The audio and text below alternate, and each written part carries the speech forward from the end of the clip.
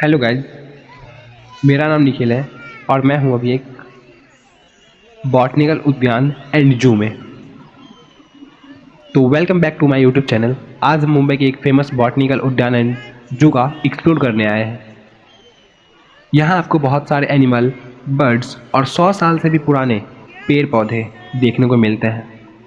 चलिए देखते हैं अंदर क्या क्या खास है। तो दोस्तों, अभी हम हिरन के बाड़े के पास है।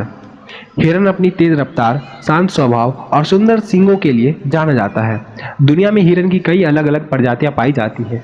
ये मुख्य रूप से घास, पत्तियां, फल और कोमल पौधे खाते हैं, इसलिए इन्हें शाकाहारी जानवर कहा जाता है। जंगल के पारिस्थितिक तंत्र में हिरन की महत्वपूर्ण भूमिका होती है।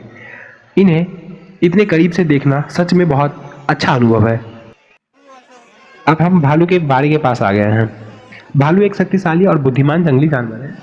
इसे सूंघने की क्षमता बहुत तेज होती है, जो इंसान से कई गुना अधिक मानी जाती है।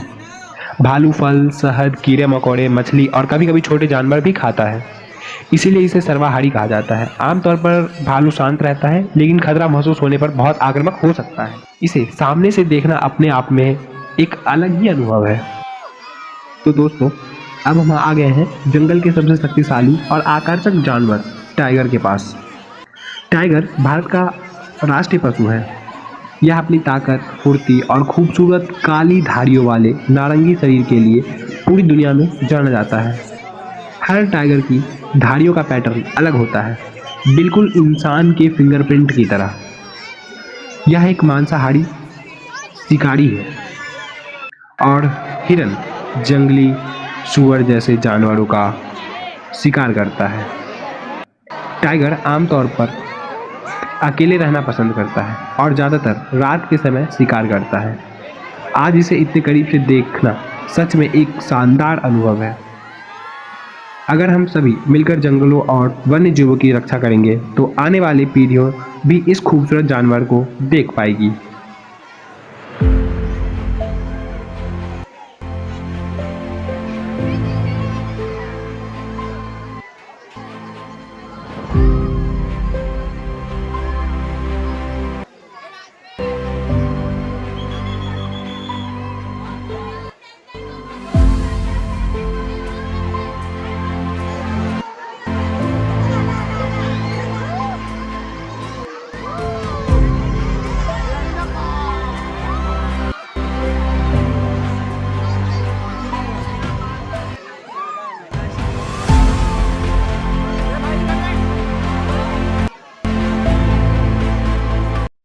तो दोस्तों, अब हम लोमड़ी के पास आ चुके हैं।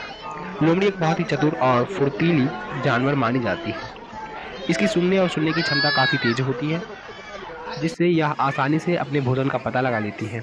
लोमड़ी सर्वाहारी होती है, यानी यह फल, कीड़े मकोड़े, छोटे जानवर और पक्षियों के अंडे भी खा सकती है। यह ज़्यादातर शाम और रात के समय अधिक सक्रिय रहती है। प्रकृति में लोमड़ी का भी महत्वपूर्ण योगदान है, क्योंकि यह छोटे मोटे जीव की संख्या को संतुलित रखने में मदद करती है। इसे इतने करीब से देखना वाकई एक दिलचस्प अनुभव है। तो दोस्तों, अब हम तेंदुआ के पास हैं। तेंदुआ एक बेहद फुर्तीला, ताकतवर और बुद्धिमान जंगली जानवर है। इसके शरीर पर बने काले धब्बे इसकी सबसे बड़ी पहचान है, जो इसे जंगल में छिपने और शिकार करने में मदद करते हैं। तेंदुआ एक मांसाहारी जानवर है और यह हिरन, बंदर तथा अन्य छोटे बड़े जानवर का शिकार करता है। यह पेड़ों पर बहुत आसानी से चढ़ सकता है और कई बार अपने शिकार को भी पेड़ पर ले जाकर खाता है। तेंदुआ आमतौर पर अकेले रहना पसंद करता है और ज़्यादातर रात के समय अधिक सक्रिय होता है। इसे इतने करीब से देखना सच में एक शानदार अनुभव है। आइए हम सभी वन्य जीव और उनके प्रकृति आवास की रक्षा करते हैं।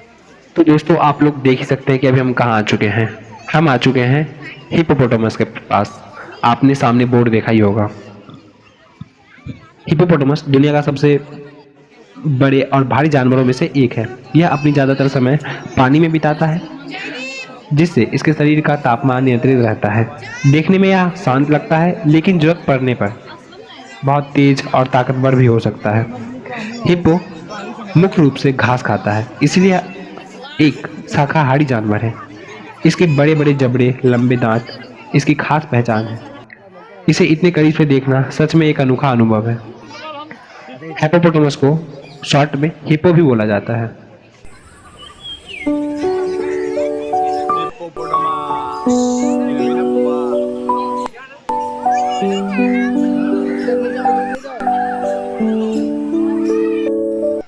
तो दोस्तों अब हम बंदर के पास आ चुके हैं। बंदर दुनिया के सबसे बुद्धिमान और फुर्तीले जानवरों में गिना जाता है।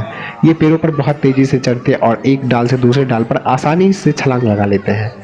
बंदर फल, पत्तियां, बीज, फूल और कीड़े मकोड़े भी खाते हैं, इसलिए इन्हें सर्वाहारी माना जाता है। ये हमेशा झुंड में रहना पसंद करते हैं और आपस में इशारों और आवाज़ों से संवाद करते हैं।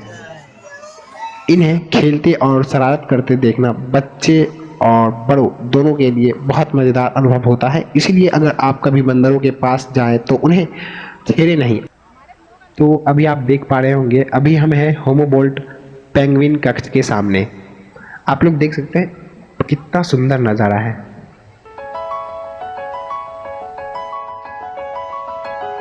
तो दोस्तों अब हम जा रहे हैं पेंगुइन कक्ष के अंदर पेंगुइन को देखने के लिए। पेंगुइन एक ऐसा पक्षी है जो उड़ नहीं सकता, लेकिन पानी में बहुत तेज़ी से तैरता है। इसकी काले और सफ़ेद रंग की खूबसूरती बनावट इसे आसानी से पहचानने लायक बनाती है। पेंगुइन ज़्यादातर ठंडे इलाके, खासकर अंटार्कटिका और दक्षिण गोलार्ध के अन्य क्षेत्रों में पाए जाते हैं। ये मुख्य रूप से मछलियाँ, छोटी झील जैसे समुद्री जीव और स्क्विड खाते हैं। पेंगुइन झुंड में रहना पसंद करते हैं और अपने बच्चों की देखभाल भी मिलकर करते हैं। इन्हें इतने करीब से देखना सच में बहुत ही शानदार अनुभव है अब तक का। तो आप लोग देख सकते हैं यहाँ पे कितनी भीड़ है पेंगुइन को देखने के लिए। और मैंने सुना है कि पेंगुइन भारत के कुछ ही ऐसे जू हैं जहाँ पे रखे गए हैं। हर जू में आपको पेंगुइन देखने को नहीं मिलेगा।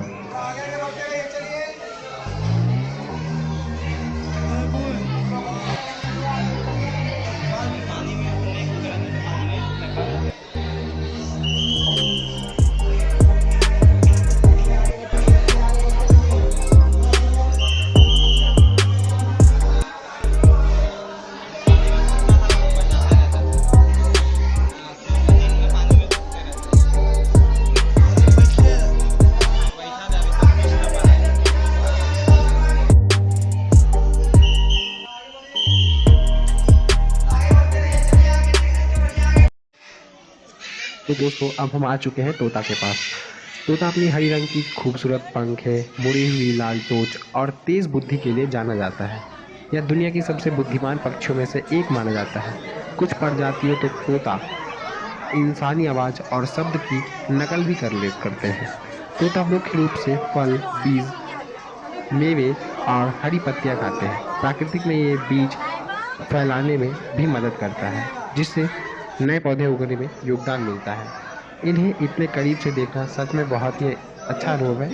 आइए हम सभी पक्षियाँ और उनके प्राकृतिक आवास की रक्षा करें। मिलिट्री में क्या हो? मिलिट्री मकाऊ नाम है। चूहा भी है उसमें, चूहा भी है।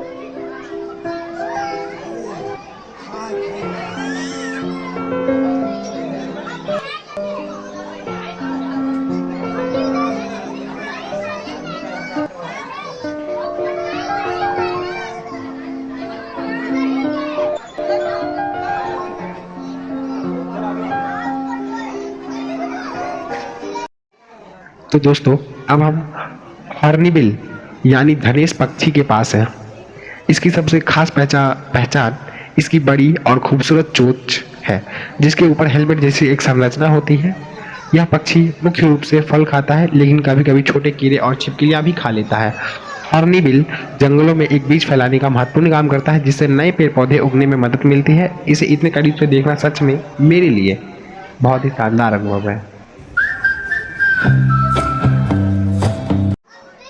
तो दोस्तों अब हम कबूतरों के पास हैं। कबूतर दुनिया की सबसे आम और शांत स्वभाव वाले पक्षियों में से एक है।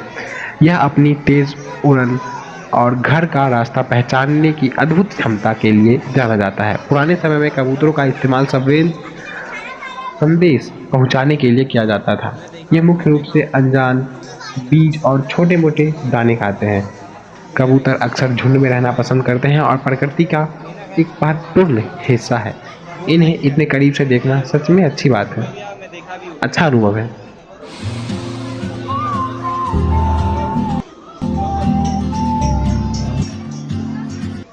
तो दोस्तों अब हम आ चुके हैं कछुआ के पास। कछुआ अपनी मजबूत और कठोर खोल के लिए जाना जाता है, जो इसे दुश्मनों से बचाने में मदद करता है। यानी दुनिया के सबसे लंबे समय तक जीवित रहने वाले जीवों में से एक कछुआ भी है। 100 साल या उससे भी अधिक समय तक जीवित रह सकता है। कुछ कछुआ पानी में रहता है जबकि कुछ जमीन पर रहते हैं। ये मुख्य रूप से घास, पत्तियां, फल और जलीय पौधे खाते हैं। हालांकि कुछ प्रजातियों छोटे जलीय जीव भी खाते हैं। कछुआ बहुत शांत और धीमी गति से चलने वाले जीव है। इसे इतने करीब से देखना सच में एक अनोखा अनुभव है। तो दोस्तों अब हम मगरमच्छ के पास हैं। मगरमच्छ दुनिया के सबसे पुराने सरीसृप में से एक है और करोड़ों सालों से धरती पर मौजूद है। इसके मजबूत जबड़े, नुकीले दांत और शक्तिशाली पूंछ इसे एक बेहतरीन शिकारी बनाते हैं।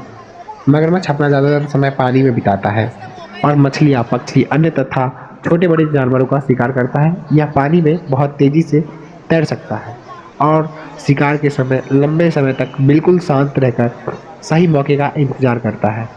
इसे इतने करीब से देखना सच में रोमांचक अनुभव है।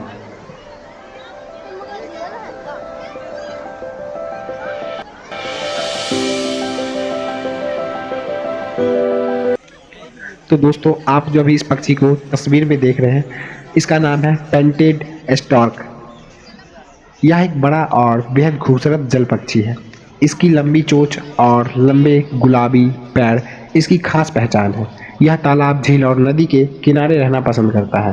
पेंटेड स्टॉर्क मुख्य रूप से मछलियाँ, मेढक और छोटे जलीय जीव खाता है। यह अक्सर झुंड में रहना पसंद करता है और उड़ते समय इसके बड़े पंख बेहद आकर्षक लगते हैं।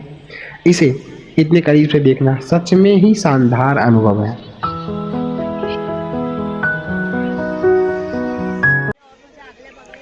यहाँ पे इतनी सारी पक्षियाँ हैं कि मैं अपने लाइफ में ऐसे ऐसे पक्षियों को पहली बार देख रहा हूँ और मुझे तो नाम का कोई आइडिया ही नहीं है कि ये कौन सी पक्षी है, कौन सी प्रजाति है, कहाँ की पक्षी है। इंडिया में बहुत कम देखने को मिलते हैं ऐसे ऐसे पक्षियाँ। अगर आपको इन सब पक्षियों के नाम पता हो तो आप मुझे कमेंट में ज़रूर बताइएगा और आपने कहाँ पे देखा है ये भी ज़रूर बताइएगा।